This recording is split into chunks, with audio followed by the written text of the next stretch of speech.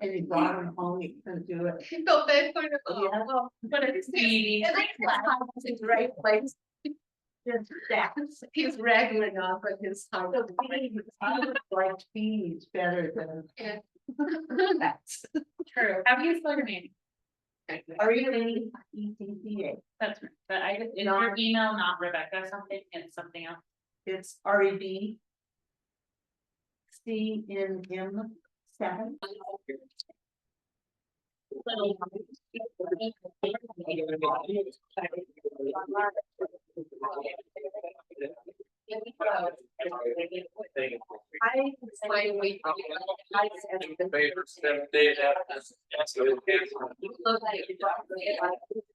Well, I don't think you want our newsletter.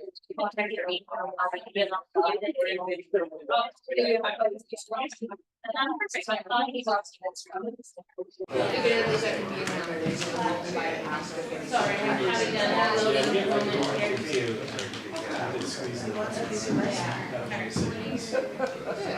Sir.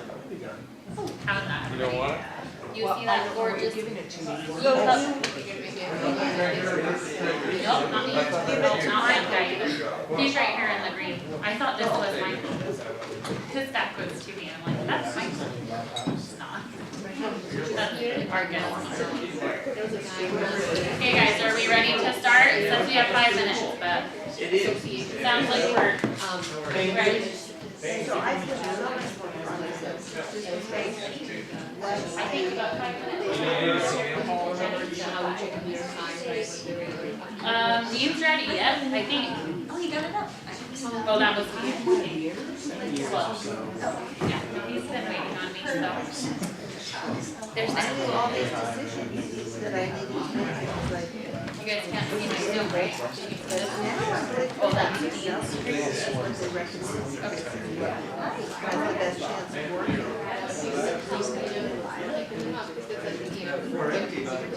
We need more chairs. See if I can manage this here. Okay guys, my name's Kat, I'm the president of Wasatch Beekeepers. Welcome to our meeting for March. Thank you for coming. I think this is probably the most people I've seen in 3 months.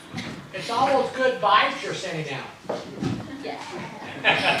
Okay, wonderful. And we have a different day of the week too, so that's next month, but hopefully the same amount of people come, so fingers crossed. We're gonna just introduce our guest speaker in a second. We'll go over resources for successful and healthy bees. Of course, memberships, classes, how to register your hive, and then we'll talk about what you're supposed to be seeing in your apiary for this month and the month of April. And Julie Arthur is going to discuss swarming, and then we do have an upcoming workshop as well to mitigate swarming from happening. So if you haven't ever dealt with that, or your hive keeps swarming, maybe you should attend the workshop. But I'm going to step aside. Robert Stevens is our guest speaker, and he has slides. Are you going to tell them? No slides. No slides. Okay. Just Well, the old-fashioned way of doing things. come on up. You can stand wherever. I think this general area is where the video is. Hi everyone, I'm Nicole. I'm one of 2 program directors for the association.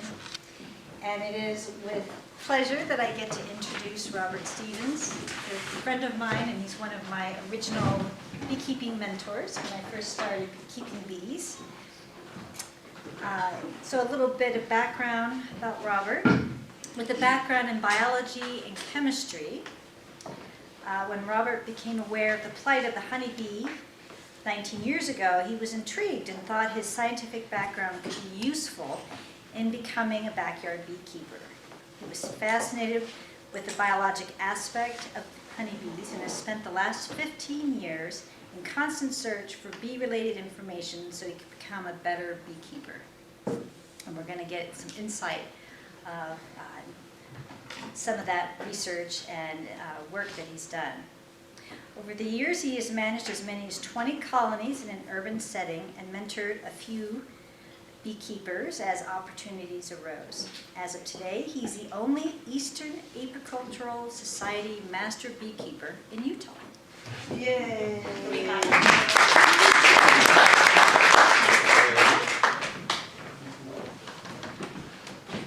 Thanks for having me. I'm honored to be able to come in and speak a little bit about how I've acquired some knowledge in my beekeeping. 15 years goes by very quickly. It just seems like yesterday I was driving to Willett to get 2 packages, and I remember getting home and I read the Backyard Beekeeper for Dummies 3 times cover to cover, and it was all outlined and everything, and I got home and it recommended that I put my packages in later in the evening, you know, late afternoon, and I did, and one of the queens wasn't moving.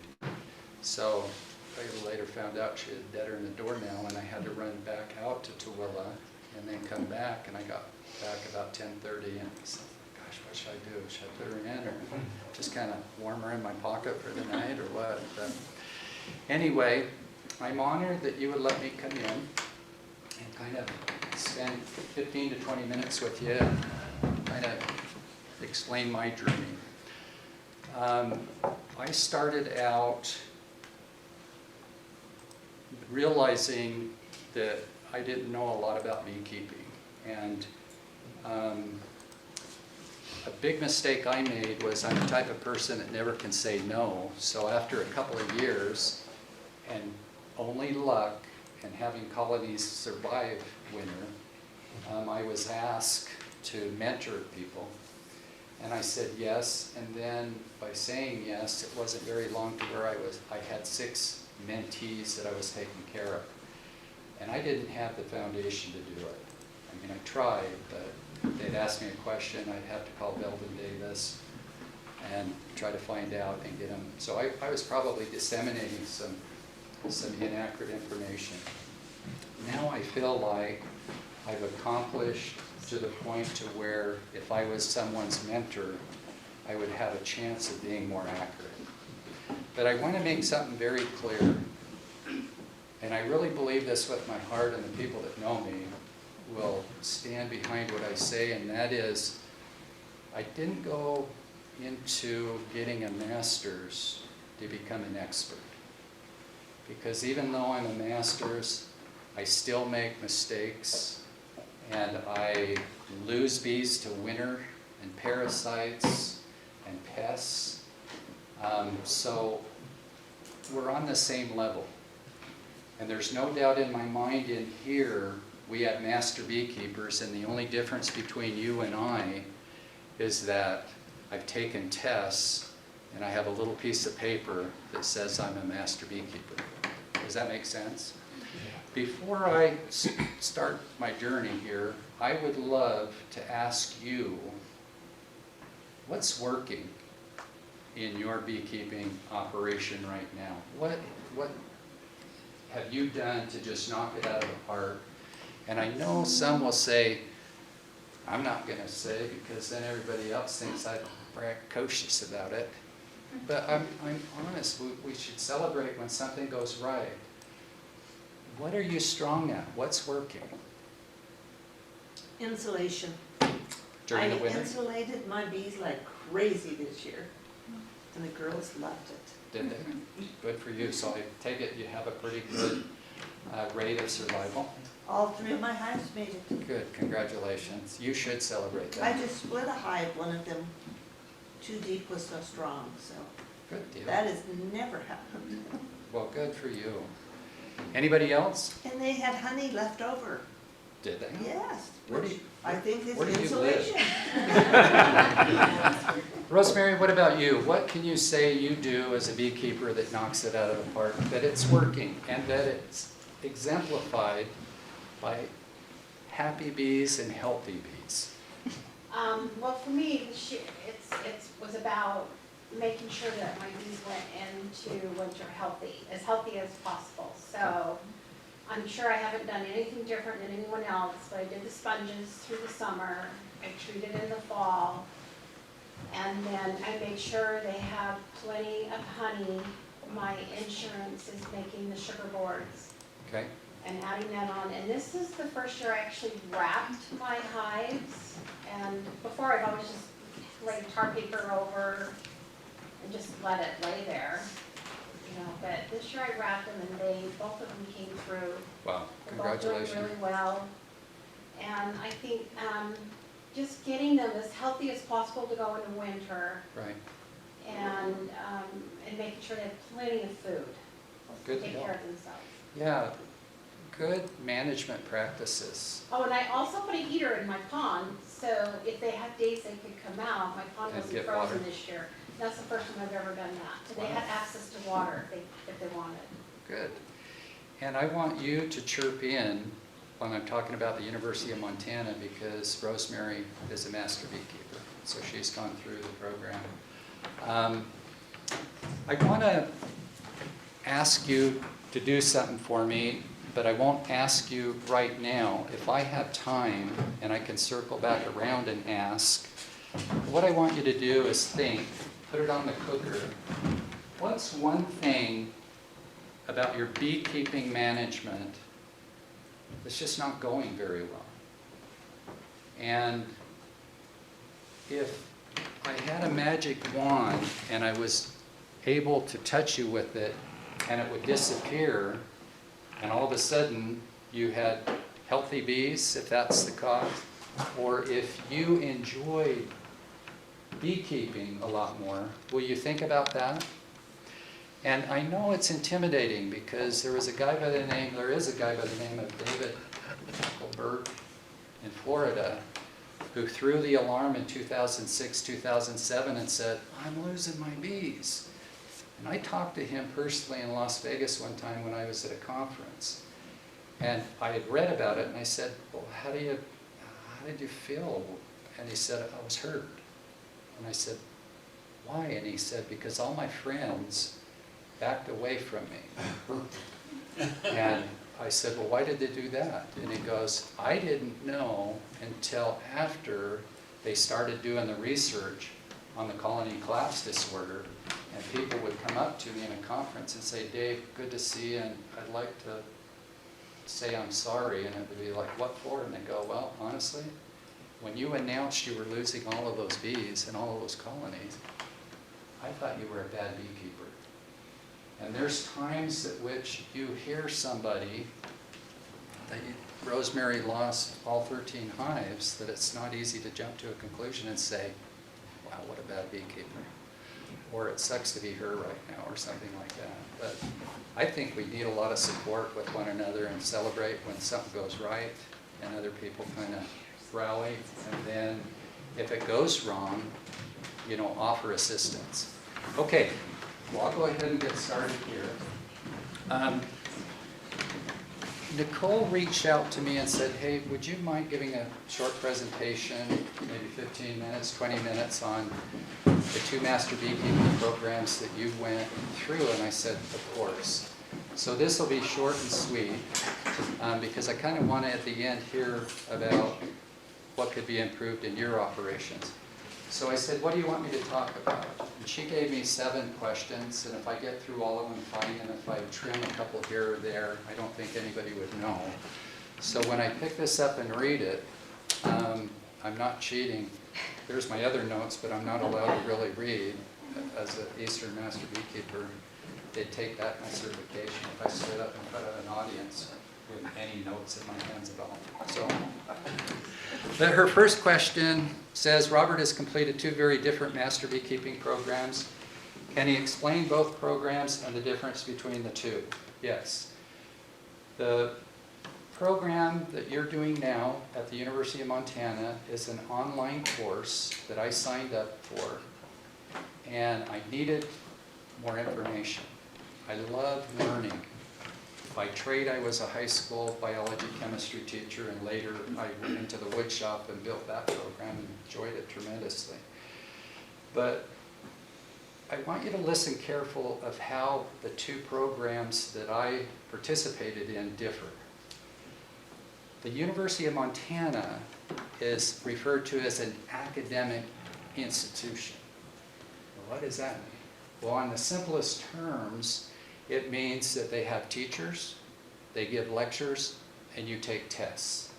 And for the most part, on a simple level, wouldn't you agree that's the University of Montana? Yeah, but I'm dissecting bees at home. I'm doing nosema. You must be in the journeyman then. Yes. Okay, So good. there is You know, it's not just classroom type Okay. stuff. But And- it is, and they're you're noted- learning it yourself at home too. Yes. They're noted for having recorded videos. But the strong point with the University of Montana is that it's online. And it would be very difficult to jump in the car and run up to Missoula once a week or once every 2 weeks and take a test or do coursework. So for that, you save gas and time and everything like that. They have 3 levels. She mentioned she was in the journeyman's. Did you start as a journeyman? No, I did the apprentice Okay. also, but you could test out. Very good point. They still charge $60 for that? That I don't know, Okay. but So you start at the basic level and it's it's the apprentice. apprentice. And then if you pass that with 70%, then you're welcome to move on to the next and you level. have to have overwintered bees, Oh, because you need to have bees. they had the same criteria, but I lied about that and nobody found out. So I was in. They know now. And the third one is the masters. Now realize you don't have to take all 3. If you want some information, Steve, you sign up, take that first class and say, I don't really have time. The other thing they encouraged with us was take 1 class, spend a year applying all that information. And I did the first one, but the second I didn't have the time with the journeyman and the masters. I just did one kind of right after the other one. So 3 levels. And the cost, I think, will be up to you whether you think it's high or low. But I looked at the website. The apprentice is $300, slightly over $300. The journeyman is slightly over $400. And the master's is slightly below $500. But you save all that gas going to and from. You save lodging, food, and things like that. If I lose a hive of bees, it's going to cost me $175 to replace them if I go with a 3-pound package and a queen, right? And sometimes you get a better deal and sometimes it's more expensive. So it doesn't take too many lost hives to equal that, getting more knowledge and hopefully getting that swarm through the winter. So the apprentice and the journeyman though serve as building blocks to some other classes they have. So they have a natural beekeeping class. I've noticed they have They have that. a commercial beekeeping. Yep, and they didn't and have they that have a when I whole, took it. On honey products. Ooh, that So sounds interesting. commercial production and labeling and. Tell me your name. Rebecca Williams. Rebecca, thank you. Interesting. Did they have the natural when you went? They were just starting it. Okay, good. All right, so do you kind of have a gist for that? Online courses, videos, tests online? Yes. And one thing I want to add is when you take each of those levels, Yes. you create an amazing notebook of resources. You do. Because you're able to copy and download, and you have access to the videos, Right. whatever, but, I mean, I have 3 big fat notebooks that I can go back Right. and use. And I might as well tell people now, if you're wanting to sign up and get A's in the classes, I have all the books and the notebooks. You won't have to do anything if you know how to scan, and I can show you how to do that for just a nominal price. Jerry, for all you've done for me, it's free. Okay, Rebecca, thank you for your input. And please, anybody, I'd rather have you chime in now than say, I've got a question, and then later you forget it or you're bashful to ask it. So break in, you don't even have to raise your hand. So do you kind of have a good feeling for what the University of Montana course is about? Yes. Oh, too, and in the masters, I don't know if they still do this, but we had to write a research paper. Yeah, and I did too. I did mine on yellow jackets. So I bet it was hard to write on them. it was. See these fingers? Has anybody been stung by a yellow jacket? Yeah. Oh, yes. I had short pants on. I stopped over to Rosemary's one time. We were far away from her hives, and she was showing me this stuff, and I knew it was a yellow jacket because of the zigzag pattern. And that darn thing went up my inseam and stung me. And that's the twice in my lifetime that I cried. And Rosemary ran in and got a box of Kleenex, and I go, it's the hay fever. And she goes, I know, Robert, I know. So thank you, Rosemary, for not Yeah, saying I'm so anything. sorry about But that. no, I still it feel bad hurt. about that. And a honeybee for me, if I don't get it in the face, but other places, takes about 3 days. This yellow jacket took over a week, and it was still hurting. So yeah, It I've got a deserves lot of respect. research, huh? Yeah. Okay, so the next program I'd like to talk about, but before I do is, do you know what Western Apicultural Society is all about? Is there anybody in here that's had the honor to go to one of those? Because if not, I'd strongly recommend that you do. No? You have? I mean, you mean attend their meetings and their Is it online that you're doing, It's- like the it's mini now online, conferences? yeah. Well, I actually went to Boise, Idaho, and sat through it and everything else. And I met a gentleman who sat down. I was studying journeyman material, and he just said, "Oh, you're doing the University of Montana. That's good." He knew all about it, knew a lot about bees. And then he says, "Hey, when you finish that program, if you want a challenge in a master beekeeping program, I would definitely have a recommendation for you." So when I finished at the University of Montana, I called him. His name was Dr. Dewey.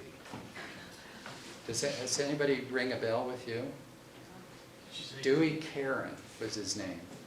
And I knew the name, but I thought it was, I didn't really put it. But anyway, just a really nice guy, and he got me going on a particular program back east. So we have WAS, and back east they have Eastern Apicultural Society. So we shorten it up to say EASE. And the program is very easy, and I think that's why they've named it like that. But anyway, keep in mind what the University of Montana offers, and I didn't go into detail on the masters and things like that because they have an excellent site.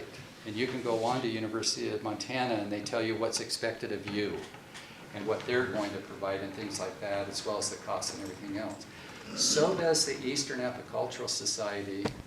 You open it up, it's well done, and you can go to the top and just hit Master Beekeepers, and all of a sudden it opens all this information.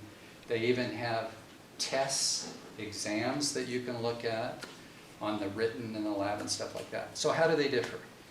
Well, the Eastern Apicultural Society is not an institutional. It is more of a testing facility. But they still teach short courses and do all kinds of cool things.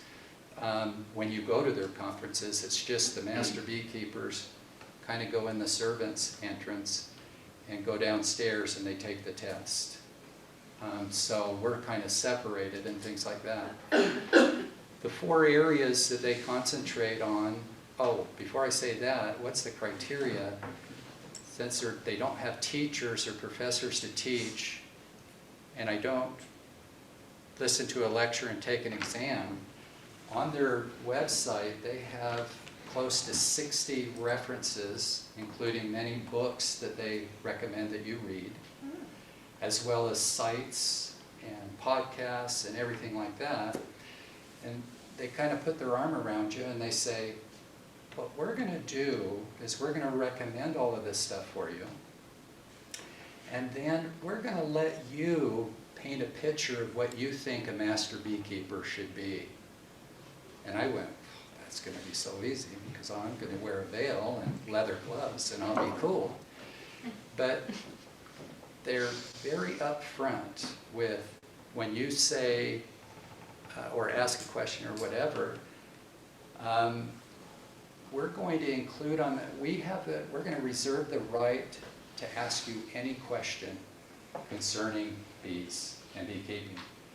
And that includes native pollinators, invasive species, shrubs, any plants that bees feed on, any plants that bees are poisonous, find poisonous. The sky's the limit. So you kind of stand back and go, wow, cool. And just as you're leaving, they go, Robert, yes? don't limit yourself to North America. And I go, what did that mean? And they go, think big. And I just went, you're kidding. But it's true, because I got questions, New Zealand, Australia, South America, things like that, so they were telling the truth. So the 4 areas that they want to concentrate in, when I go take my exam, is a written exam. And I love the fact that there was a ton of questions, because the exam's only worth 100 points.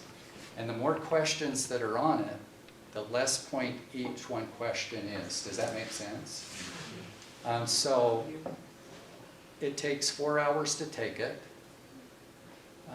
You come out of the written, and they guide you down this little hallway, and the next room they take you is out the back door, and you go to the field exam. And there you'll be hooked up with 2 people. Does anybody in here remember a David Burns that came to Utah? He was a good lecturer. I really enjoyed him. And you do too, remember him? Well, he was actually my examiner, one of 2 that did the field. And it sounds easy. I mean, if you've done bees for a while, you've got in the hive and things like that, field's a pretty piece of cake. I was surprised when I went, and I think I shared with part of this group a year or 2 ago.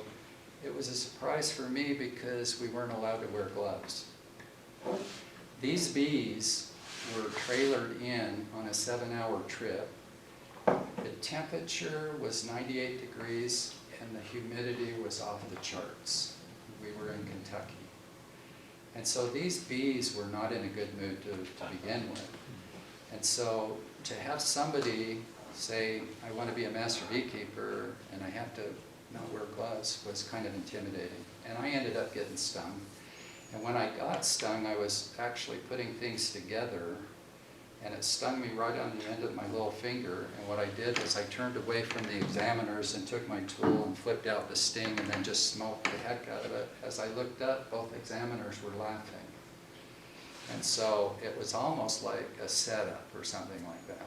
So, but anyway, so written, field exam, the next day you come in, you have another 4-hour exam, you walk into a big laboratory with 30 microscopes, hundreds of things sitting on tables that you're going to identify. And one thing I remember missing, and again, because of the number, they're only worth a half a point or 1 point each, so you can miss a certain amount and still pass, was the little flexible pollen trap, or not pollen trap, but propolis.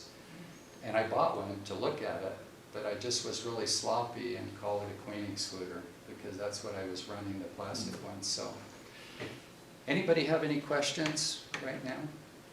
Comments? Okay. So once, yes? Do you Rebecca. value your certification? I do. You do? I see you have the jacket. I do, and yes, I do. I'm proud of myself for what I accomplished, but again, it's Do not. you use the knowledge though? Yes, and I'll go through that. All right, I'll be quiet. Okay, no, you're fine. Okay, so once the next day, what you do is you take the lab, and then to finish it out, you have an oral exam. And that's where you have 3 master beekeepers.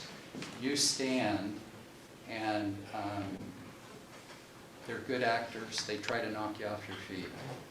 I'm not mad at them. They're really good at what they do.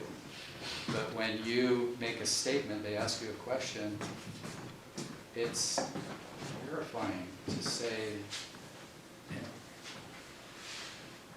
The last question that I had when I did pass the oral was, will you compare and contrast the master beekeeping programs in the United States? You have 3 minutes. Begin. And it was like, are you kidding me? Well, what you have to do is just kind of get that outline up here and be able to do it. Well, I couldn't do it in 3 minutes. So I just chose 2, the ones that I was familiar with. And luckily I passed on the second one. So anyway, those are the 4 areas. Any questions? Okay. How much time in excess is involved in both types? I talked about the University of Montana.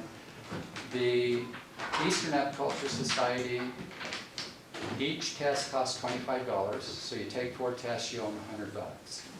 They make you join their association, which is $35, and then you have to pay your fee into the conference. And when I first started going to EAS, it was less than $200. Now it's kind of creeping up like everything else. But if you look at the program with the University of Montana and EASE, if you kind of balanced everything out with your flight, your lodging, and everything else, they're kind of similar. Maybe EASE is a little bit more, but not by much. The question is, did he meet other beekeepers that keep in touch with? And the answer is yes. With the University of Montana, not so much. I had one person I met. She actually came to Utah and gave a talk. Her name is Miss DeVitt, and she did it on bananas. That was her master project for University of Montana. But the thing that I really came away with that meeting, Rosemary, was she talked about fibril. Do you remember? Yeah. And it's a chemical you can buy, put it in cat food, mix it up, put it in some kind of cage, and the yellow jackets come in. The bees aren't interested because they're not carnivorous. And they haul it back to their hive or their, yeah, and it kills all the bees in there, including the queen. And I have somebody in Holiday that I've been helping the last couple of years, and it's helped. So it's something. Now's the time to do it. Yeah, now's the time, because basically the queens are the ones that are flying and getting the resources and that, but here pretty quick the population grows and then they're harder to control. But yeah, I have probably 20 people I know by name, primarily through the University of Maryland. In fact, I noticed that my thing up here said I graduated from Cornell in the Master Beekeeping. Actually, it was the Eastern Apicultural Society. So I reached out to somebody in Maryland and just said, hey, the Utah State Beekeepers Association lists Cornell as the #1 master beekeeping program in the United States. Do you agree with that? And within 5 minutes, I had a David Schultz, part of the network, text me back and say, yeah, actually, I do agree with that. It's an outstanding program. He said, I can see where Cornell copied EAS testing strategy and then went on to make some other positive comments. But what I admired about Dave is at the end, he said, you know, 3 people's names, you're welcome to chime in. And lo and behold, they gave me information as well. So I'm always getting invites on their part to watch the Zooms, getting Ray Evans in and things like that, and just very kind of interesting, and I learn a lot from the group. How did the programs change my beekeeping? I gained knowledge, and with that knowledge, I made better decisions, but I still procrastinate. And Nicole said the other day, all 9 of her hives made it, and I was jealous, and I just try to control those impulsive behaviors. No, I'm just kidding. I'm proud of it. Or it goes against what I was saying at the beginning. Nicole I met in 2019 in a backyard, Rosemary's backyard, and yeah, that was fun, working together. That was a while ago. So, can I just come clean with you on something? Yes, you said you had a big review. Yeah. Do you remember when you were there and, you know, we were working and stuff, and I gave you a compliment because I knew you were a new beekeeper? And I said, my goodness, you really keep meticulous notes. Those are wonderful. Just trying to give her a compliment so she'd feel better. In case she got stung, it wouldn't matter. She'd just keep going. It wasn't really a compliment. again, I was extremely jealous, but didn't want to reach out and say, hey, is there a way you could teach me your skills on that? Because I still write my notes on napkins and things like that I lose. And so just wanted to come clean. So it's mainly through the knowledge that I got. And again, I didn't do both programs to become an expert. I'm not an expert, and I don't want to be looked as one. Can I recommend one program over the other or both? I can't. Because right now, I'm looking at you, and the programs are too personalized for you. And for me to say, wow, you really ought to do this one, all I'm doing is saying I drive a Chevy, and you better too. Because it is the best. And I don't want to do that. So the best I could do is say, I come from a perspective of, if I had it to do over again, what would I do? And the first thing I would do is I'd sit down at a computer and Google, like I did the other day, master beekeeping programs in the West. And all these come up, Oregon, California, things like that. And that's where I would really look and see if they fit. Do I have to fly there to take my exams like Cornell requires? Or is it going to be like the University of Montana that I can do them all online? So I chose Montana for a reason that they have a similar climate. I didn't want to take Louisiana because Yeah, I know. we're not talking the same bees. No, we're not. No, we're not. Yeah, I found out when I did my field exam with EAS that they came from Kentucky. They're not the same bees. Yeah.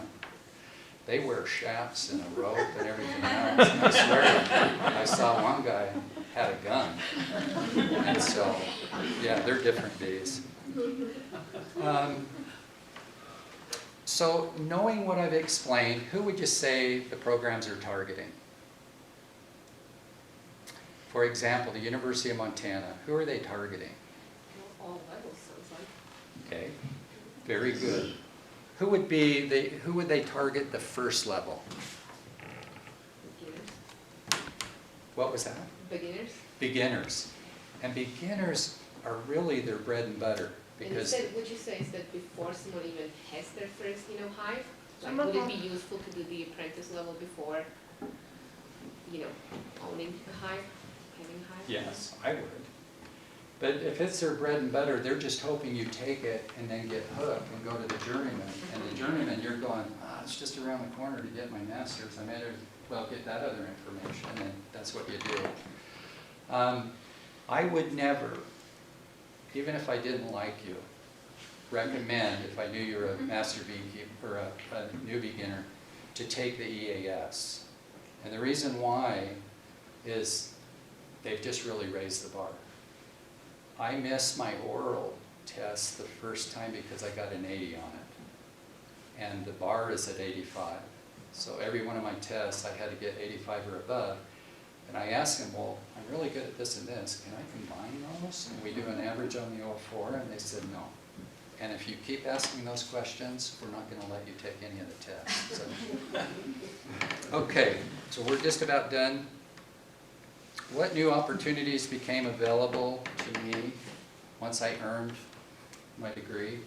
Or it's not a degree, it's a certificate. It's a degree there, so, but it's just a certificate, piece of paper.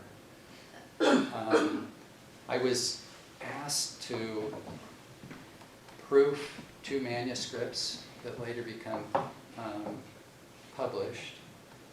I was asked, my scores were really good on my 3 that I passed. I was asked to consider being an examiner. They said the training's easier. If you just don't have that sense of humor, you'll fit in really good. But I wanted to take a year or 2 off. Stand-up comedy, I was. Yes, exactly. But it was things like that that just kind of came my way, and I wasn't looking. I spent a year in a study group helping new beekeepers that were interested. They were EAS candidates, and just kind of refresh. But again, it's something that required a lot of work and things like that. I was offered an opportunity to help begin a new master beekeeping program in California. And I said, it sounds intriguing, and it's been a couple of months, I haven't heard back from them, and I really should not have put that I require a 7-figure salary. That feels. So, you know, that's about where I'm at, except I still don't think I arrived at where I should be. I mean, with the book reviewing and things like that, I think what would really make me feel like the time was worth it is if the president would reach out to me and say, I have a really elite group that you could work with, volunteers, so to speak, they're top-notch, best in the nation ever. We want you to volunteer, and some information and mentor some people at the Utah State Fair. Then I would know I've arrived.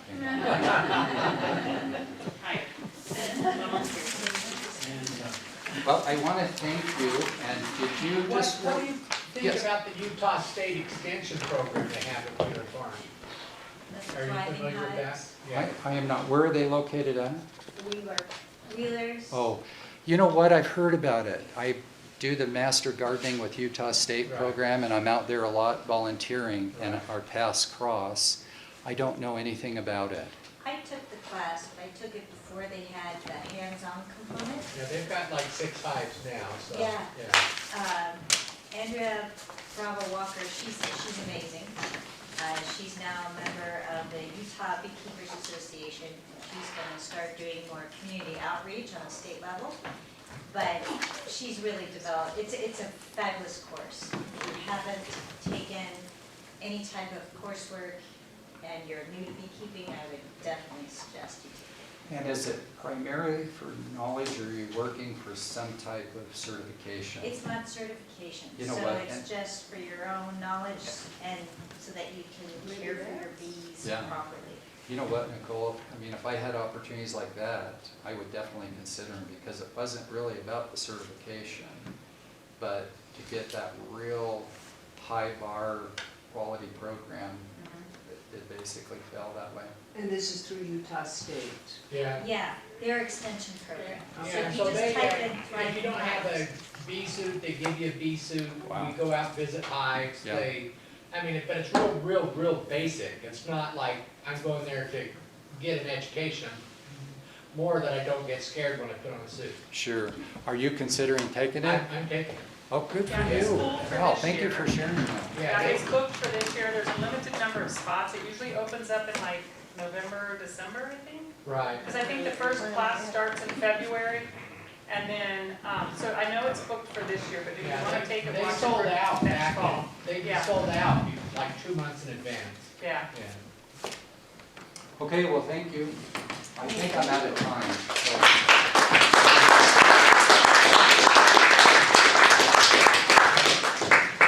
Well, that was fun, so.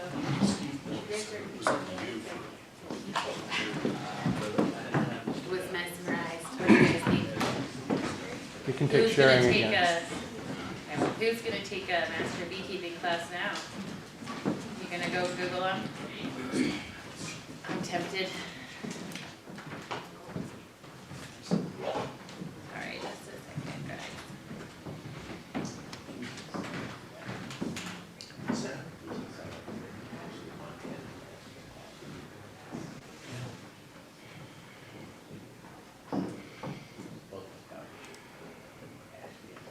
Maybe. My PowerPoint wants to load, guys. Okay, here we go. Alright, can we see it? Alright, I didn't check with Nicole on this, and now she's gone, but we are starting hive inspections next month for our meetings, so we may not have a guest speaker. But if you guys ever have a suggestion for who you think would be like a guest speaker that has some mesmerizing data or information, you can email us and give us your opinion, and then we'll contact them. Our program directors will be the ones to reach out and get them scheduled, and then we'll announce it for you. But usually we have a guest speaker in April and then again in October, just in the months we're not doing hive inspections, but being that it's so warm, our hive inspections are now April and not May. Okay. Let's see here. All right, we talk about this probably every single meeting, but I feel like it's important for people who have never attended a meeting and for those who are watching it on YouTube.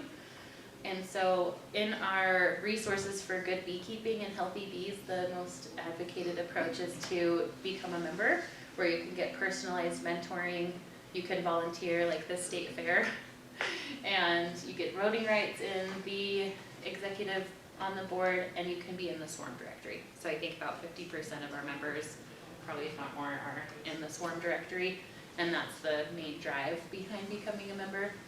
And then you do get access to workshops, most of the time for free to attend, with just the price of materials. So if you want, take a picture, scan the code. You can also just visit our website, pay your dues. Henry, is Henry in here? Did you see him? See if I go back, if I can see this. Yes, yep. Okay. Henry is our mentoring coordinator, so I don't think he's in here, but become a member, he'll contact you, he'll partner you up with a mentor, and then you'll become their mentee, like Robert was discussing. And then most successful beekeepers in their first year, I would say, thrive with a mentor, right? So very important if you're feeling lost or you even just want to go to their property or their home. I'm sure a mentor would be willing to let you do hive inspections with them versus you waiting to get your own hive. Beekeepers are very welcoming. So some classes, I think we talked about the Utah State University Extension. That's the one at Willard Farm. The Desert Hive Supply, these classes are open now. Last time I checked, they have ongoing classes. They're only $20, and they have a variety of different classes that you can take. They are in Ogden, so a little farther away, but Bees, Hives, and Honey also has some classes for more of a beginning beekeeper level, first 90 days. And then of course Homer's honeybees, they are online and they're full. I didn't list thriving hives besides in my beginning paragraph simply because, yeah, they are full. I have a comment. Mm-hmm. I went to the University of Utah Extension class as well as the Homer's honeybee class, and they both did a really good job. Yeah, would you, I don't want to put you in this position, but which one would you say you took the most away from? They were both a little different, so I learned something different in each class. Yeah, I think because one is, again, kind of like what Robert said, like a curriculum, and then another is like a commercial beekeeping version. So that's really nice. Has anyone else taken any of these classes?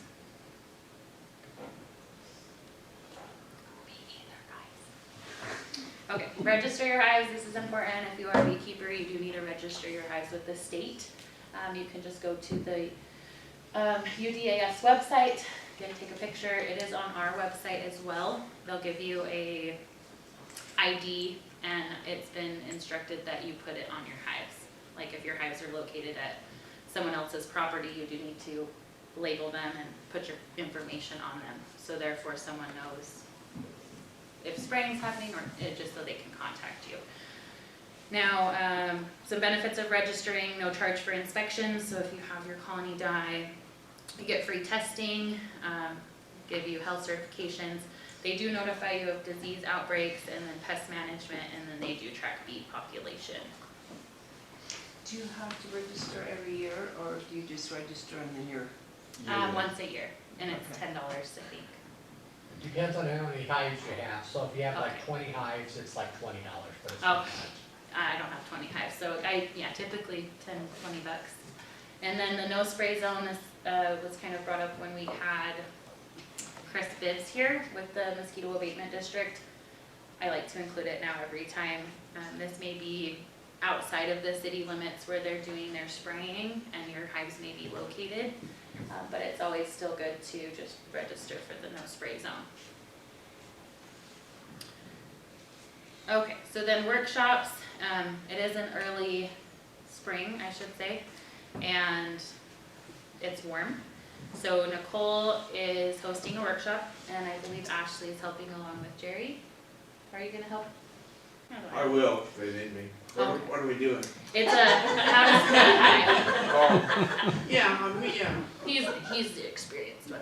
There's a video on YouTube of him demonstrating how to do that if you're unable to attend the workshop. But as a member, you can attend for free. It is $25 for non-members. If you don't want to pay the $25, you can pay $22.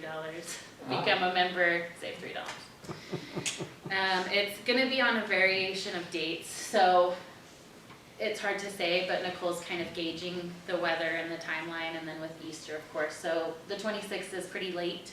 Ideally, the 19th makes the most sense, but being the day before Easter, so. Oh, if you need a volunteer hive to split, I've got them. Come over. Yes, she will be actually, I think it says here, yep, in the apiary, so it's just where that school bus is, right next or behind it, is the hives, including Nicole's hive, and we'll be splitting the hives that belong to the association. And usually around the 15th is the time to be making splits, because once you get past that, we're to the 26th, Too long. you'd be full of swarm cells, and once you get swarm cells, you get problems. Yeah, we would defeat the purpose. Yep. So she just isn't clear as to the day. So stay in touch with us. Check our Facebook group, the Wasatch Beekeepers Association, and then join our newsletter if you're not getting our emails. That's a great way for you to follow along with our announcements. You can scan the QR code, so fancy. To join the workshop, you can do it on our website as well under workshops, or you can access it on Facebook. I think I'm also planning to put it in the newsletter, which will go I had a out. text message says the link that you just showed for The no spray. the no spray is not working. This QR code. Yeah, the QR code. Okay. If you want to instruct them to go to the mosquito abatement. They're listening. Okay. If that's not working, I apologize. I can fix it. This is from last month. Maybe it's expired with my free trial here. I don't know that it's a trial though, honestly. So if you go to the mosquito abatement district, you'll see a no spray zone area, and it's a big packet, so you're gonna have to where's the form? But it's at the very bottom of the form. There'll be a 2-page application, essentially. And I think you can either mail it or email it to them, and then they'll get you on there. I don't know that there's a list to verify if you are on there, but I'm sure just reaching out to them and verifying, they could tell you. Thank you for telling us. Question.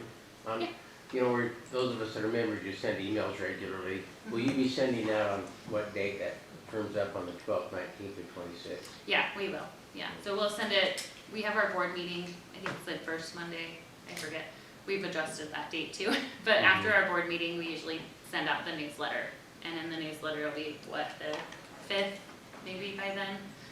I think most likely it's gonna be the 12th, because the 19th is the one before Easter, and I know Nicole couldn't do that one.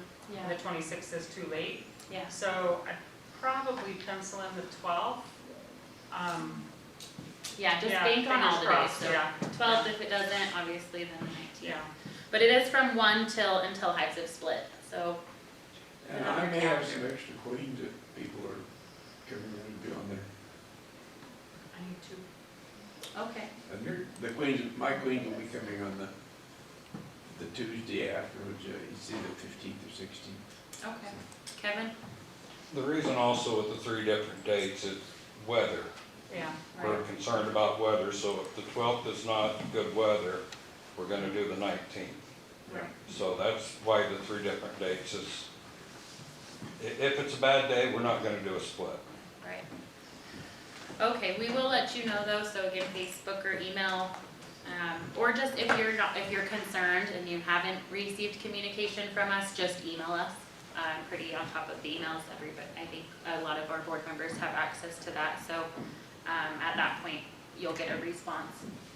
I'd like to say relatively soon. So in March, this is kind of an overview. Your bees can die with no food. I think we all know that. Anybody want to speak on how their bees are doing? I guess raise your hand if you still have bees. Okay, pretty good. That's about half. Raise your hand if you don't have a hive at all. like just new beginner? Okay. He didn't die, they never existed, you know? Okay, that never existed here. Yeah, that's what we were looking for. Died. Yours died. Mine died too, very early, like after Labor Day almost. Like I treated them and then like okay. If your no bees now. have died, be sure you clean out the, if you just leave them and they're dead bees in the hive, they're gonna get moldy and messy, so you, I vacuumed them out. yeah. Well, dumped them and then. You don't need to pick them out, just get them brushed off. Yeah, I definitely did, and I just hoping that, you know, some bees find their way in there. See, I think that if you lost a bee before you winterized them, you lost your hive, you didn't lose it for winter. They left me. They left you. I know, They've been I'm so robbed sad. and, you know, Thank but, you. but maybe I'm weird. I had a couple get robbed and they're gone, you know what I Yeah, mean? that's So- what was happening really, yeah. really bad. I So, tried but so to long. me, I didn't lose them because of cold or, you know, a disease or, you know, not giving them sugar or something like that. They didn't even make it to start that. Yeah, there's still tons of honey and there's some bees in there, but I don't think it was the whole hive. That's why I'm like, yeah, I think they, I thought too I might have killed my queen because I had quite a disaster. Yeah, I'll tell you guys later. But when you're all by yourself, that thing is heavy. We'll just move on from that. So. All right, so in April, your bees are raising brood in preparation for the coming season. As the month progresses, there's going to be more pollen and nectar sources available. Dandelions, willows, fruit trees, maples, and some berries will be blooming. Are you guys familiar with like what kind of pollen is being brought in right now? Can you guys identify that? Yellow. You can share what? Yellow and white. Yellow and white. They have little satchels. They just fly in. Maple trees Yeah, usually have some of the willow, maple. earliest. Mhm. That's so cool. Pussy willows. Okay. I didn't have that on this list. Cherry. It's so cute to see them flying with their little pockets. Yeah, my neighborhood, they are. But they have to keep the brood 93 degrees, and so to keep it warm, they have to eat a lot more. So that's why Feeding they, them. that's why they need the food. So Yeah, first thing here, feed, feed, feed. Yep. Right, pollen patties, sugar, honeybee healthy, order supplements with essential oils. This is coming from our bee calendar, so if you're not a big advocate of the oils, I don't think necessary. Now, continue feeding until they're no longer taking your food. But I think even in the summer, people feed, even if they don't think they're taking it, I think they are. Now later in the month, check your hives on a warm day, look for brood patterns, disease. If disease or parasites are found, take action. Do inspections, spring cleaning with weather permitting, just like our hive split workshop. Reverse your brood supers, hopefully, or however, if the colony and brood are strong, then one should probably not reverse them. Clean your bottom board, whether you reverse your boxes or not, and then watch for swarm cells. Now, if present, try to remove them, but if the chances are their bees will still swarm when their cells are present. So just try to split your hive if you feel best. or just give them more room Okay. so they don't have to make swarm cells. We talked about that last month on pre-swarming, yeah, so like, give them more room. There was if you haven't watched it, last month we talked about pre-swarming, so you can go and look at all of the options to try to avoid a swarm or to prevent a swarm. If there's a mouse guard, remove it, and then if you're starting new this year, just make sure all your equipment is assembled and painted, and so then you can install your new package. Now, speaking of installing new bees, ABC4 is doing a series, and they've invited the Wasatch Beekeepers Association to be part of it, and they are building their bee boxes right now and then waiting on their bees to arrive, and then they'll be installing their bees, and they'll have a live camera where you guys can like watch it all day long, like the eagles if you wanted. I know people are so fascinated with the eagles. So yeah, ABC4 will have some of our board on there. I think Julie, Nicole, maybe Jen, a couple other members, and they will be doing hive inspections on TV and just kind of doing a whole beekeeping series. So we'll keep you posted on how to watch it. But within the next month or so, I'm thinking their app will be ready, and that of course they'll be getting their bees. So I think this is a really neat opportunity for us and our association. And of course, get your water ready. I thought it was cool. You put a heater in your pond. That was cool. Yeah, so all times I feel like bees, if it's warm, they're coming out, they do need the water. Try not to have it be your neighbor's house. My bees love my neighbor's honeysuckle things for the hummingbirds. And she's like, these are your bees. I'm like, I don't know if they're my bees or not, but they like it. So she's been upset about that. She's like, I can't see hummingbirds now. Now is a good time to habituate your bees to a water source on your property. Yeah, they get started on your neighbor's pool. They're Or so- hot They're gonna tub, stay then I in get all the the phone summer. calls. Yeah. But it's like, how does anybody know if those are your bees? Right. Like, I hate to be that person, If but you're the I'm like, neighbor how do you though. know? Yeah, My my neighbor next door has neighbor like like 5 plants your bees bees. hives. Yeah. So I'm like, it's not mine, it's their Amanda's over there. Okay, now this is something that I was gonna have Nicole talk on, because last month she wasn't here, just the OA mite treatment. If you want it, I have some listed here, but I didn't know much about it, I've never used that type of treatment. Well, I just treated all of my hives, including the club's hives, with oxalic acid dribble. And if you look online, everyone mixes their oxalic acid with sugar. You don't want to mix it with sugar, because that's going to cause your bees to eat the acid and it will kill your bees. So you want to go to Randy Oliver's scientificbeekeeping.com website and, you know, take 45 minutes and read through sort of the evolution of his posts in terms of how he arrived at 3.2% oxalic acid concentration mixed with glycerin and water. And it will really help you understand why you're applying it the way you are. So the oxalic acid is to kill the mites, the glycerin, you're creating essentially a 40% concentration of glycerin with water, and that is a good viscosity for when you dribble it onto the bees for it to stick.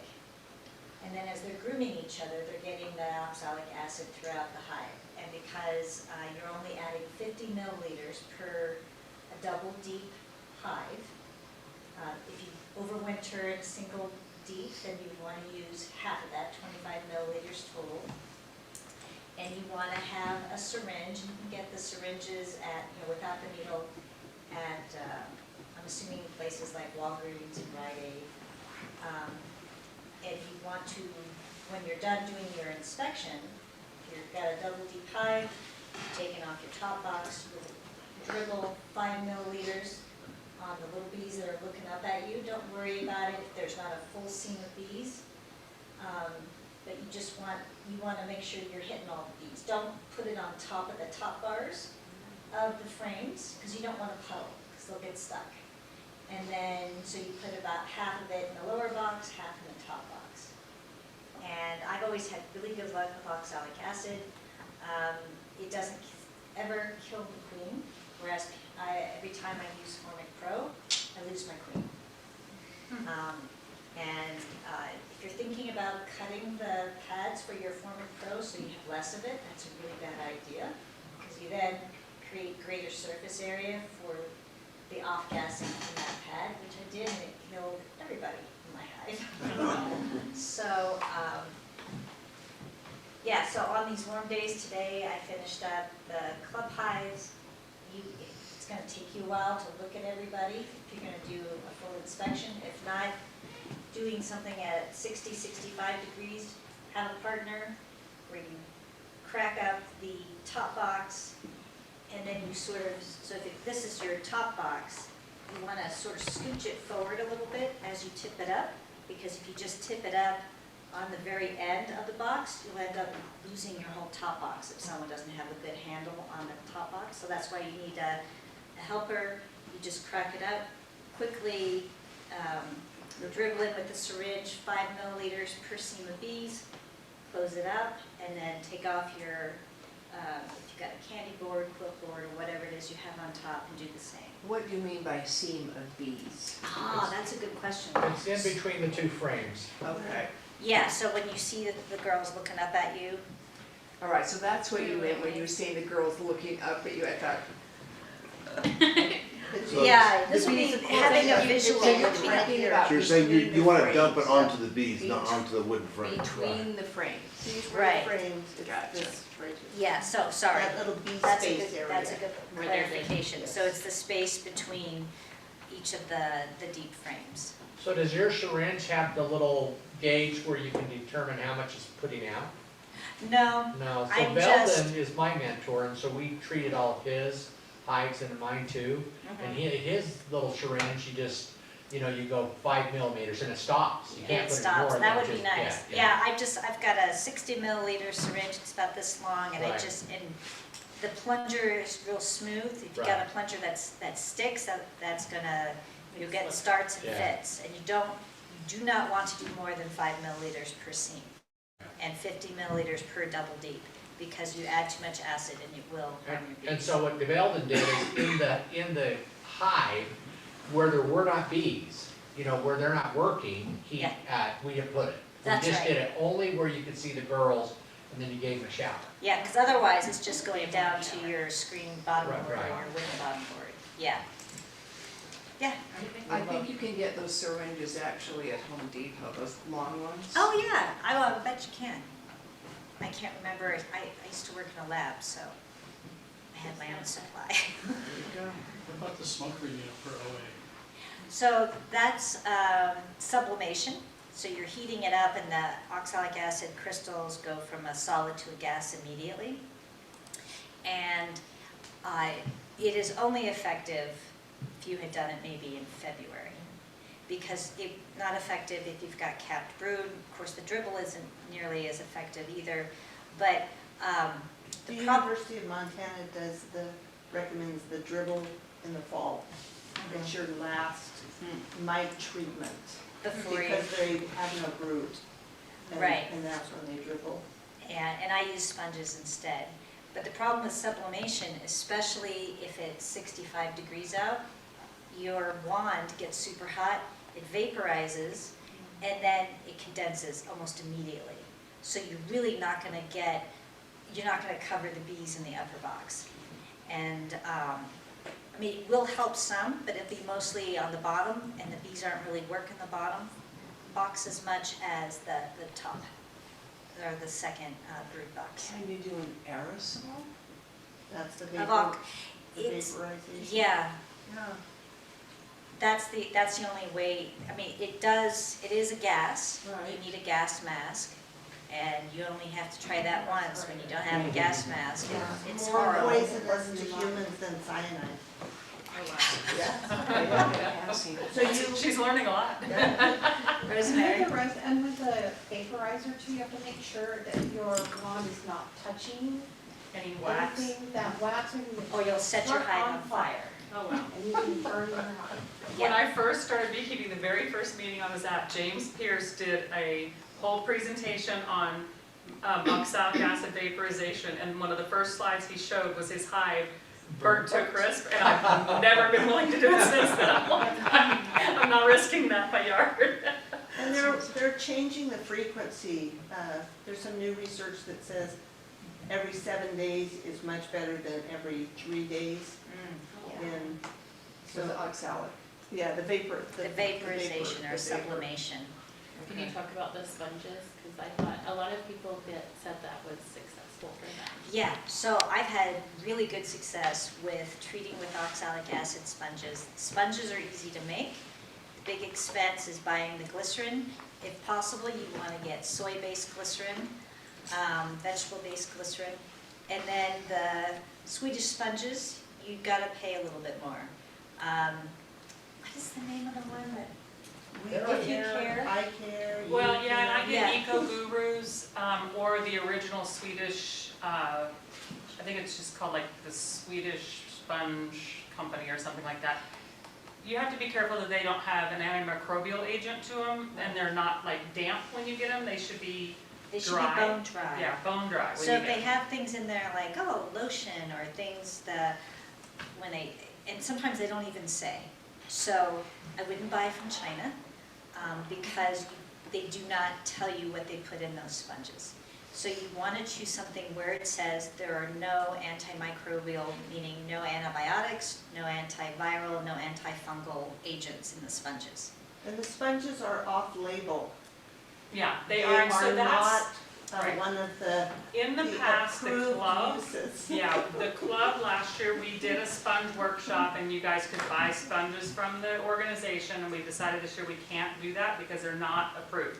But they're- Watch the Facebook page, I put a little, Yeah. I will help people out there. I just bought 100 sponges and all the OA and all the glycerin to make them. I'll probably make them next week, if not maybe Sunday of this week.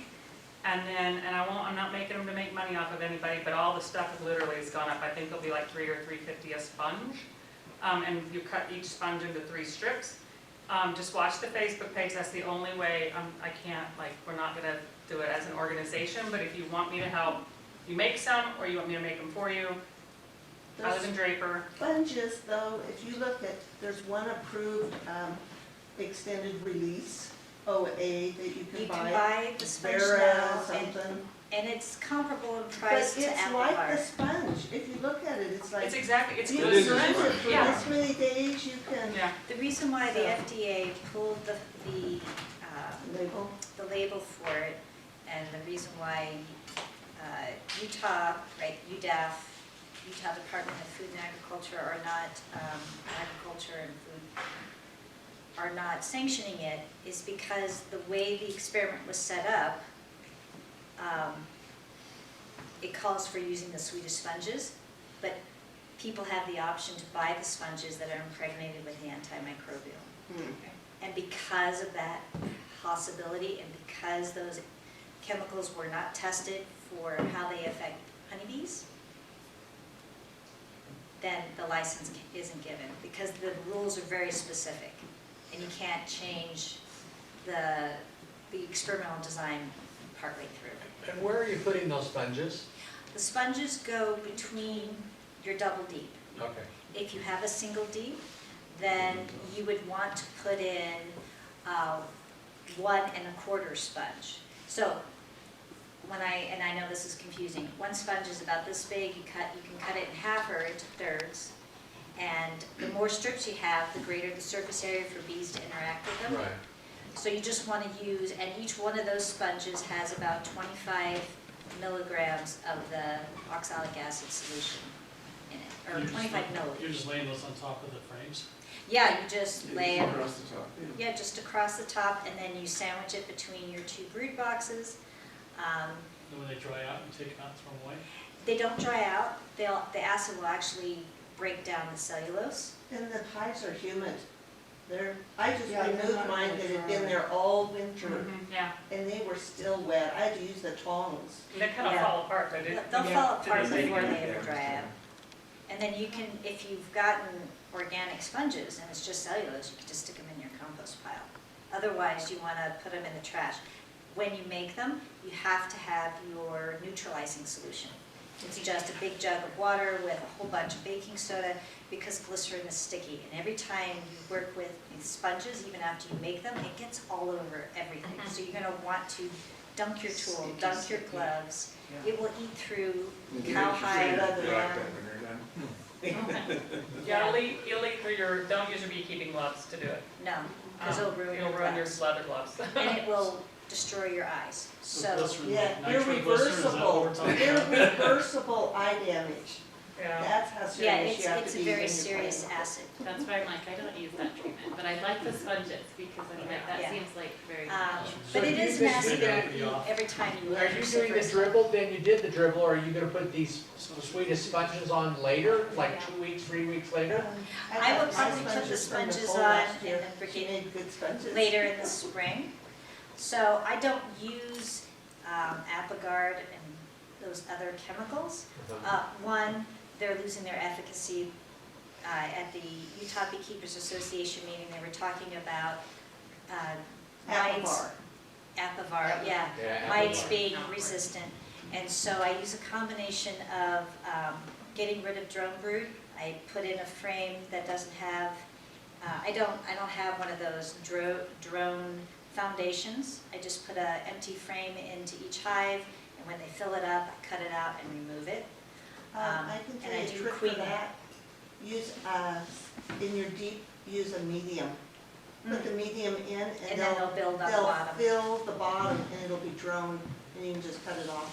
Yeah, and then I cage the queen later in the summer to create brood breaks. So I use an integrated pest management approach where I'm using mechanical methods in addition to chemical methods.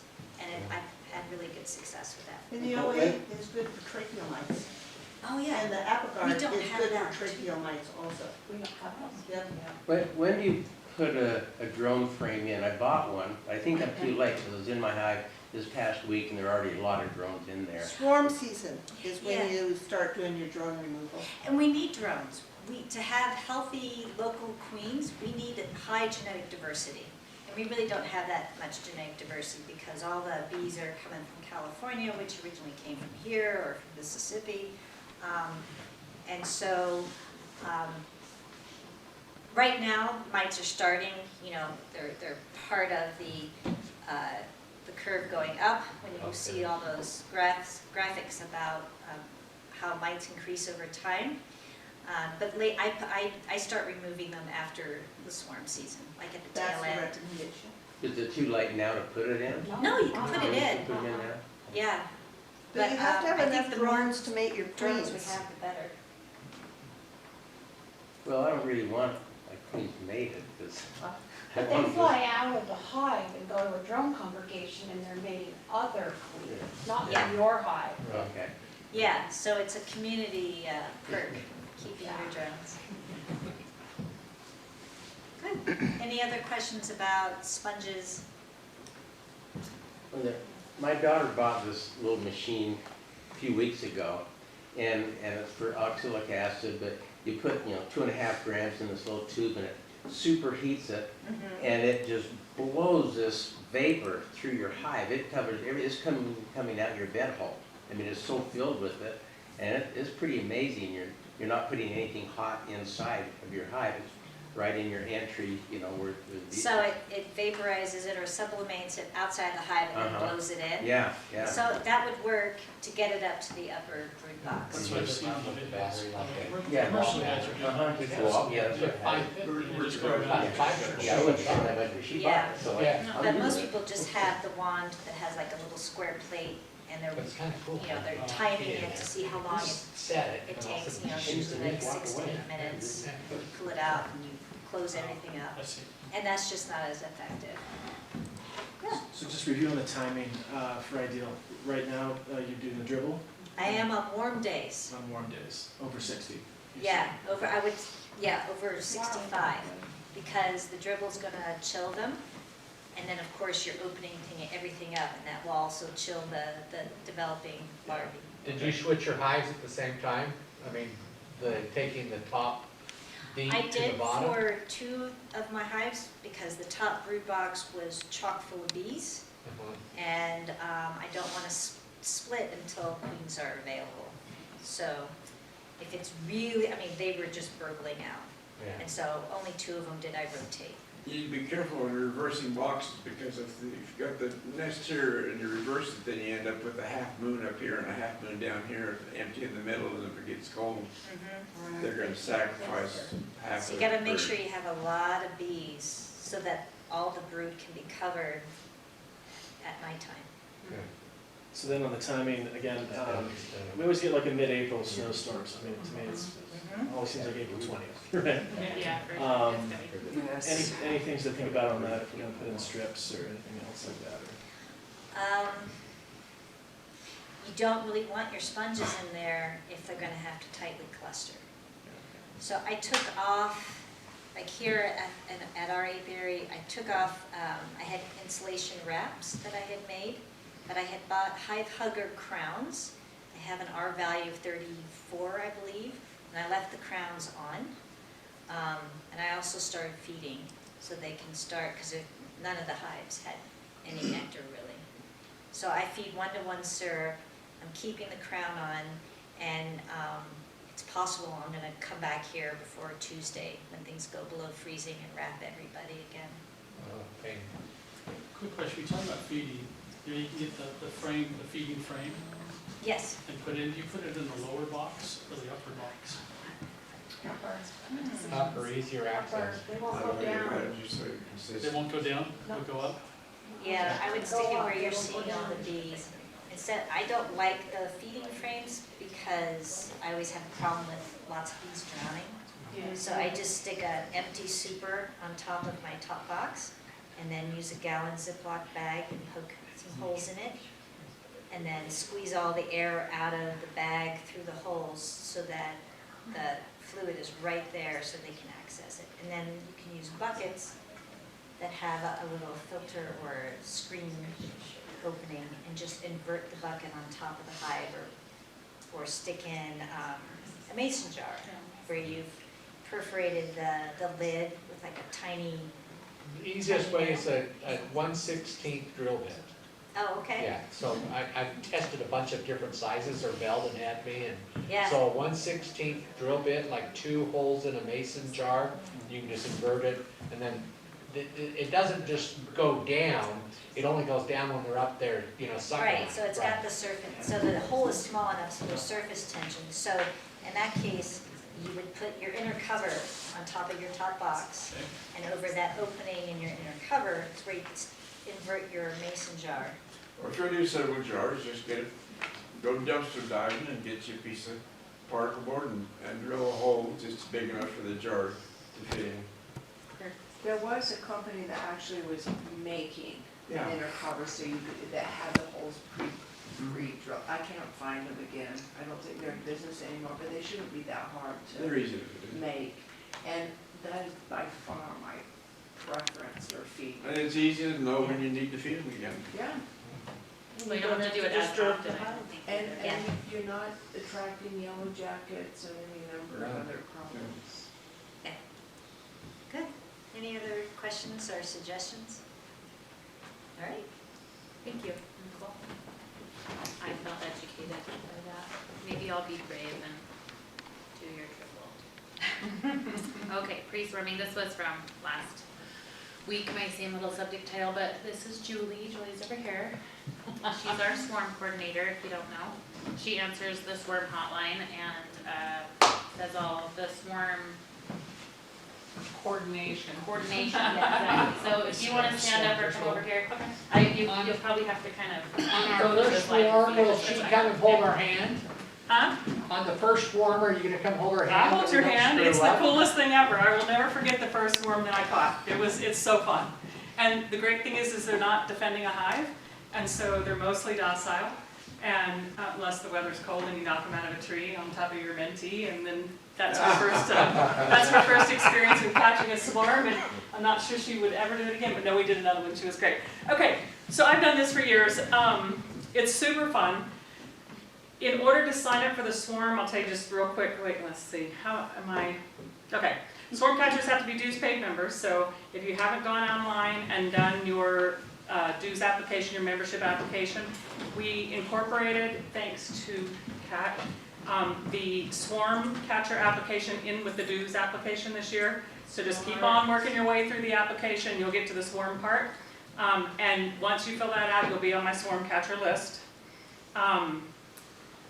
So this says must fill out under announcements on the WBA Facebook page. Don't read that. Yeah, this is my last year's because we just decided to do this at the last minute, so sorry. So here's what I do. Once I get my list, I map out everybody on the swarm catcher list on Google Maps. And when a phone call comes in, then I call the first person on the list that says they have availability. You'll see on that list, it'll say, when are you available? Weekdays, weekends only, you know, weekday evenings only, whatever. When I make the map, I put all that on my map. And then I will call the first person that's closest to that swarm that has availability on their application. I actually don't call you, I text you. So, I used to call, and then we get in conversations, and it takes forever. And I work during the day, and so it's easier to text. So what I will do is I will text you, and so my number, if you want to be on that swarm list, and you filled it out on the dues, my number is right there on the bottom here, this 801-707-6796. The swarm hotline forwards to my personal cell phone. And I can tell when there's swarms coming in because the Google line sort of looks different on your phone when the phone calls come in. So if you really want to swarm on a particular day, let's say you're off work that day, and you told me I couldn't do weekdays, but now you can do weekdays, text me and say I'm available for a swarm today if you happen to get one. And if you'll be like, if you're not the first person that's closest to the swarm, you'll probably be the next person that call if I know you're available. So I will text you and I will say, would you like a swarm? I will tell you, would you like a swarm? It's in Sugar House. Would you like a swarm? It's in Holiday. It's, you know, wherever it is. I will not tell you the size of the swarm. I will tell you how high up it is and what equipment you need to get it. And I won't call you, like if you, on that swarm application, if you say, I only have, you know, a step ladder and pruners, no bucket or anything like to get high swarms, then I won't call you.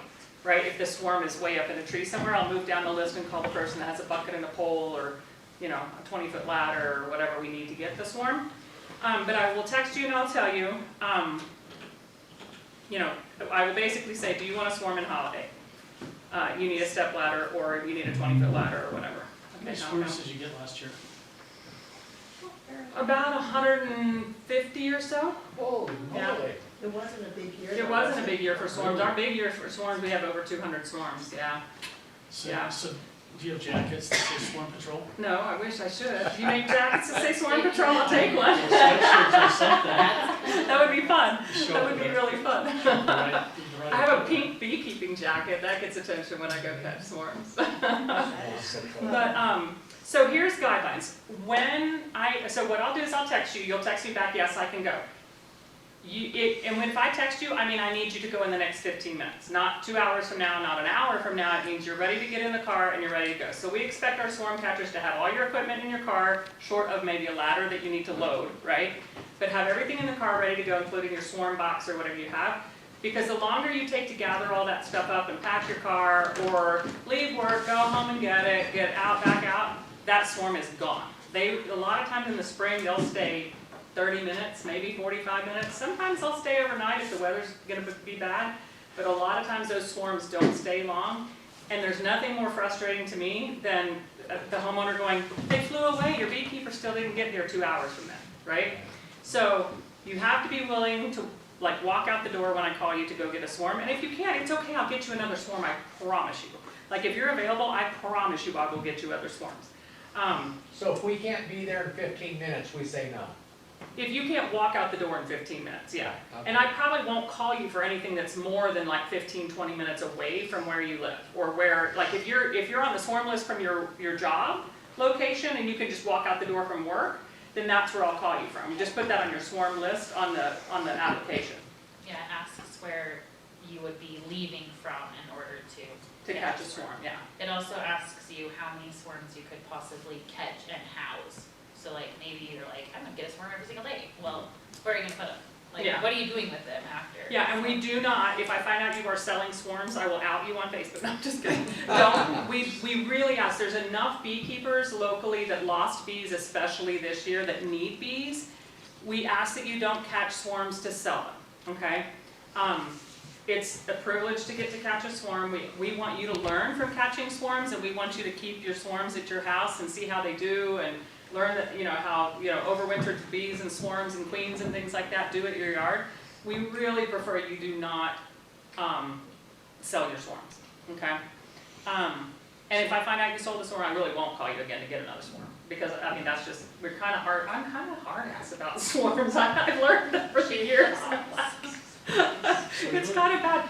But here's the thing I've learned from experience. Like, we used to have this guy in Provo that would swear he could be here in 15 minutes, and he would, take 2 hours, and then the bees would be gone, and the homeowners are fussing at me, and like, I don't like to be fussed at, so I'm conflict avoidant is what I really am. So, anyway. We need to have an extra box, Yeah, so you can house a swarm in a diaper box, like literally a cardboard box. You can go catch a swarm in a cardboard box, tape it up with Camille, with duct tape, put it in your car, and go.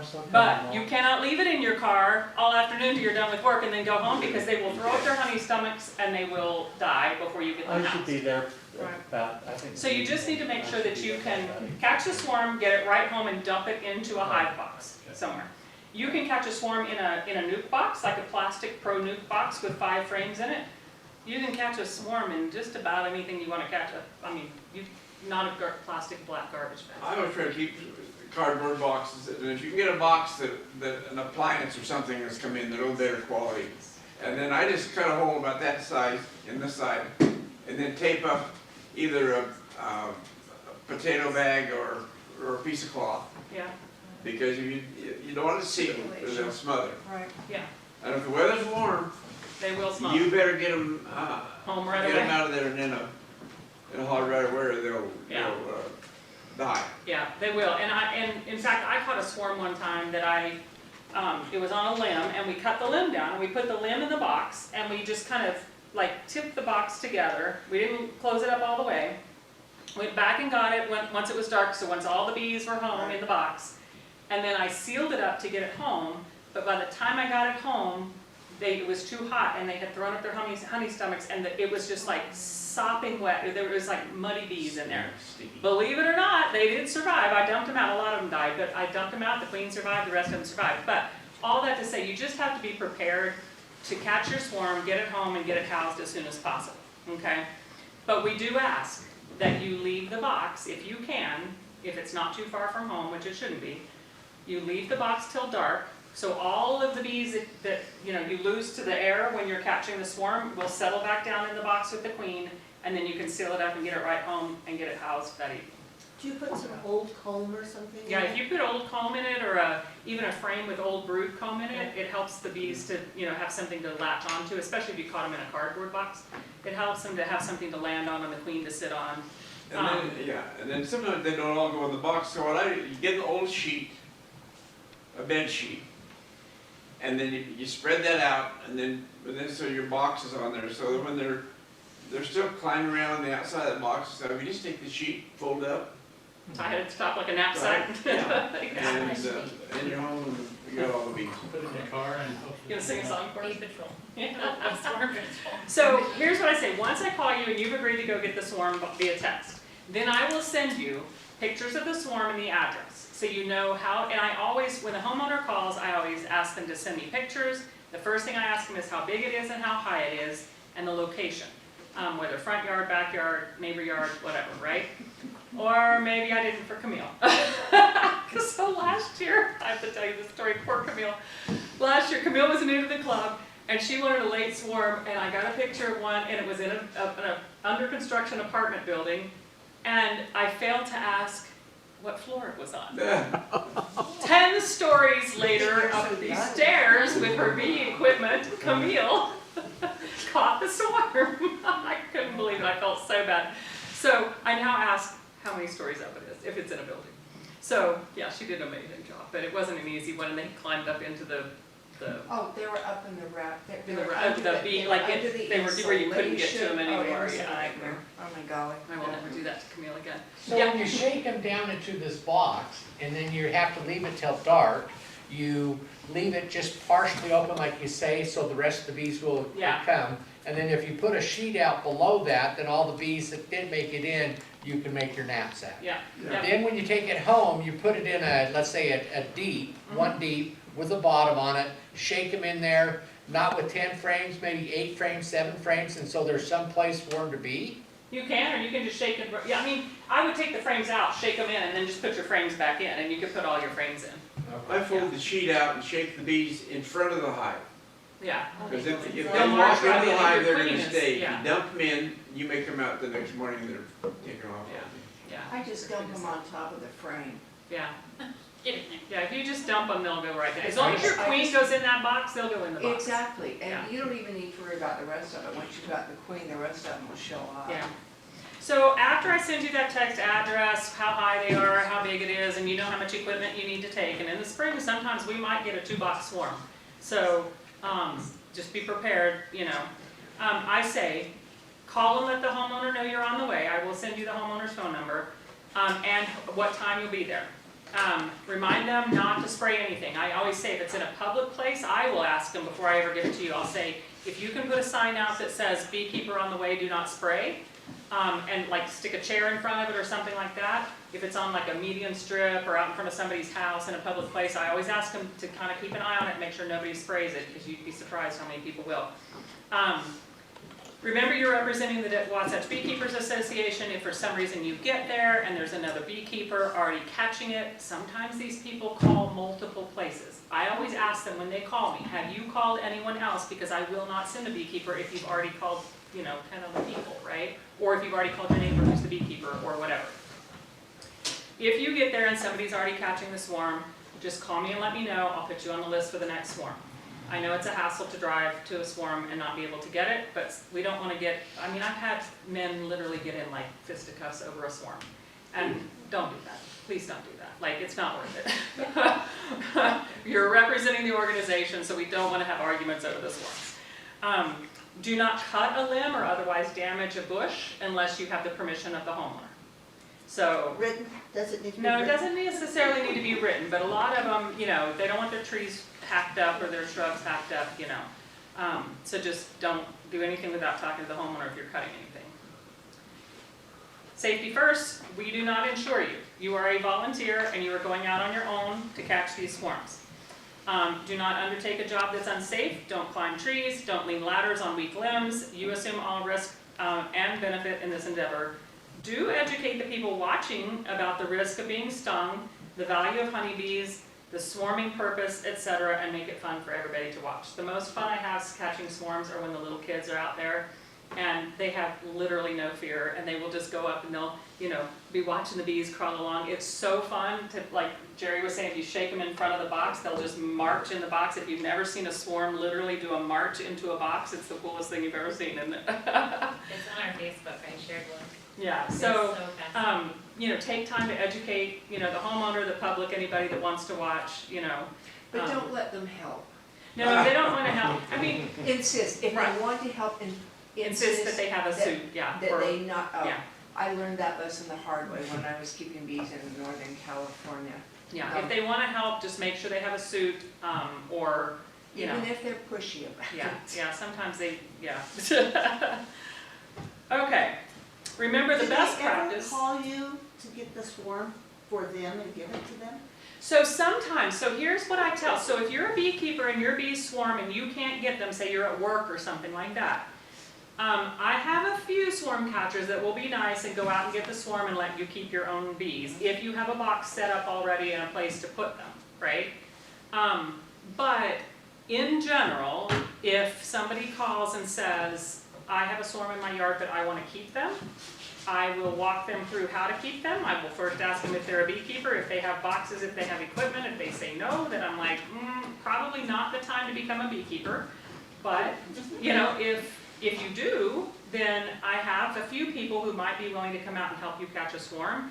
But in general, the swarm catcher gets to keep the bees.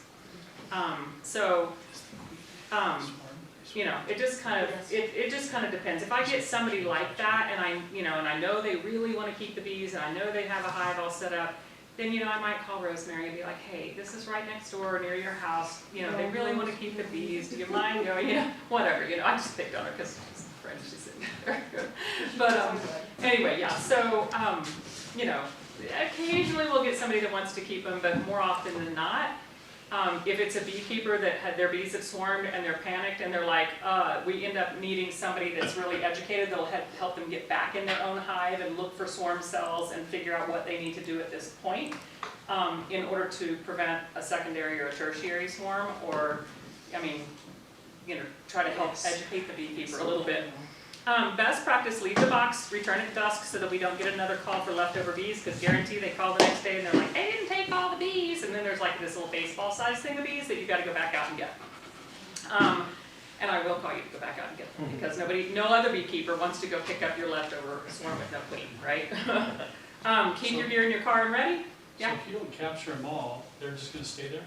Yeah, they'll stay. Eventually they'll dissipate, but eventually they'll go back to their home hive. But a lot of times it'll take 3 or 4 days, and so It'll be a while. I was, Okay, I'm dying, what's I was trying to tell the homeowners that the scouts that are out looking for their home are going to come back and everybody else is gone, so you're gonna have a little clump of bees. So don't call me tomorrow about it. Yeah, I mean, you can tell the homeowner that, but a lot of times they'll still They're call gonna, and be yeah. like, you know, can somebody come get these bees out of my tree? Keep your gear in your car ready to go. Must be able to leave within 15 to 20 minutes of the call to catch your swarm. The homeowners do get nervous, they will keep calling me and keep calling me and keep calling me. When is he gonna get here? When is he gonna get here? When is she gonna get here? I'm like, they're on their way. The bees do have a tendency to move on. It's not my fault if the bees are gone when you get there. Please don't yell at me. I mean, I've been cursed at, I've been yelled at, I've been told, well, why didn't you call me faster? I'm like, oh. So take lots of photos, send them to me when you're done. We love to put them in our end of the year slideshow and just keep records of the swarms and just see what everybody's done during the year. What's the earliest you've ever been called for a swarm? April 2nd. Yep, I looked last year, our first swarms were April 11th in the Capitol area, by the Capitol. Mike got that one, and Michael got that one, and then we had another one in Sugar House on April 11th, and we had a beekeeper who lives in Sandy that two of her hives swarmed on April 11th. So we had our first like big day of swarms on April 11th. So it's coming, so exciting. If your hive is swarmed, inspect the hive. Once the swarm is left, carefully inspect and check for remaining queen cells. Manage your queen cells, decide whether you want to leave just one queen cell to allow the hive to requeen naturally. You can remove most of them if you want to control requeening. You can separate some of the queen cells and bees out into a nuke box or a queen rearing box and try to raise some other extra queens. I don't recommend culling all of them but one, because if that one queen doesn't come back mated, you're sunk and you gotta buy a queen. Provide additional resources. Consider adding fresh frames with foundation or a new brood box to help the remaining bees rebuild their colony. And if you guys don't know, if your hive swarms and you're not sure, like this is the very first time you're dealing with the swarm, reach out to the association and we'll pair you up with someone who's more experienced to help you deal with it. Yeah. So you don't have to do it on your own. There's always somebody, if you call the main number, the 3371 number, 6933371, I think I know that. It's on the very front page of our website. Yeah, it's on the very front page of our website. It'll be on the top of our Facebook page too, see ya. Just call the hotline and it always comes to me, or maybe Ashley's gonna help, I think, this year, but somebody will answer that line and we'll get somebody to help you. We're helpful people. Yeah, so if you need a mentor, Henry's gonna match you up with a mentor. Contact me for swarms or help with swarms. There you go. Any questions? It's so fun. It really is fun. And I really encourage you guys, if you want to catch swarms, to learn to do it, because it really is one of the most rewarding parts, I think, of beekeeping. Yeah, I think you have a question. Yeah, some of that, lots of times, I've actually caught a swarm, I'm trying to remember the name of them all. Over there, it's off state in like 6200 South. I caught a swarm by the front entrance. And basically, I talked to the guys, and if you could say this phrase, pretty much, I caught what I want, I'm happy, I got the queen, I got the majority bees. But if you let me leave it till tonight, I'll come back and I'll take all the bees and the queen, and they'll be gone. And even the mall, they actually barricaded the area off so nobody could come into one entrance. The one entrance was blocked. The only funny thing is I came back and I had a sign of release of responsibility that I didn't get stung, or I'm not going to sue them all. But if you actually leave that note with them, I've never ever had a problem with leaving the box there. Yeah. So it's easy. And also in catching a swarm, I don't know if any of you caught a swarm before, but watch the reaction of the worker bees. The worker bees will tell you where the queen's at. Yeah. They'll line up on the top of the box. All the little girls will line up. If your queen is in your box, they will line up on the top of the box and they stick their little butts up in the air and they just fan their wings like crazy, because it's telling everybody, hey, it's spreading the pheromone throughout the air, and they're telling everybody, hey, she's in here and just come land right here. That's really cool. They're sending out the signal. Yeah. So you just open the box back up and. Yeah, you just scoop them in. Scoop it back in. Yeah. Yeah. They're just happy to be scooped, from what Yeah. I've watched. They They're are. like, they don't even sting out anybody. Yeah, you're gonna scoop them all in. It's amazing. Magical. Yeah, it really is magical. one of the hardest swarms I ever caught was, over off of Redwood Road and, Bangor. And they were in this big, what do you call those, like junipers, the really low growing green, evergreen bushes. And the guy said they had landed on his grass and then they all headed under this bush. Oh, And I mean, it was probably at least as big as this table and like twice as wide, and and it's prickly. you couldn't get back in there, and so I just kept sticking boxes in there and sticking boxes in there, and I finally called Amy Wilson. I'm like, I need more boxes. I've got 3 boxes of bees still, and I still don't think I have the queen. And then she came, and then Tyson came to help. I mean, we ended up with 5 boxes of bees, but none of them were staying. They just kept like moving around. We found 3 virgin queens in that swarm, but when we finally found the queen, there was a brick underneath, way back in underneath this stuff.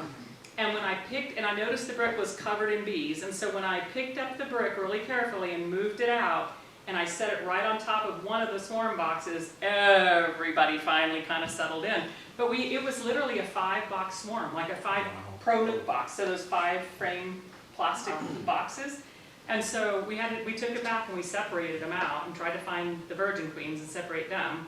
But it was amazing, but it took hours to get those because we kept thinking we had a queen, you know, because they were acting like they had a queen, but then we never could get them to stay because we didn't have the queen. So if you use a nuke box, how many of the frames do you need to put in? I mean, Just you can one? put all 5 in, or you can put just one. I mean, it doesn't really matter, It's a but small swarm, you need more than a. probably a couple, yeah. I find it easier to take them all in a cardboard box. Yeah, and dump them in. Put them in a cardboard box, and then in the backyard, if I don't have a sheet there, I'll spread a sheet out, sit the hive down, and shake the bees on the sheet in front of the hive, and everybody marches in. Yeah, look for that video. He sprays them with water, and he cuts a branch off, and he just dumps it, and then it's literally like an army. And they're all heading the same direction. Thank you. All right, I'm done. Are you done? Yep. Okay. Is that it? Or you got more You can announcements? go through my announcements. You want me to go through your Yeah, announcements? Here you go. sitting there. It's just our newsletter, so again, if you're like, I don't do social media, we've had a really good response to the newsletter. 50% open rate, and I get a lot of people saying thank you, like this was what I was waiting for. So just go to our website, that little thing pops up, type in your email. The wrong way. Backspace, oh, we're done. Sorry, I'm going the wrong way. And if you want to, we're putting on a demonstration workshop in April for splitting the hives. Oh, yeah, we talked about that while you were out there. Okay, Yeah. excellent. Just trying to decide on the date. Yeah, and we decided basically April 12th if weather permits, because it's like early enough, not Easter, If Kevin but has. the queens. Yes, we Yeah. need warm weather and we need queens, so once those 2 stars align, then we can split.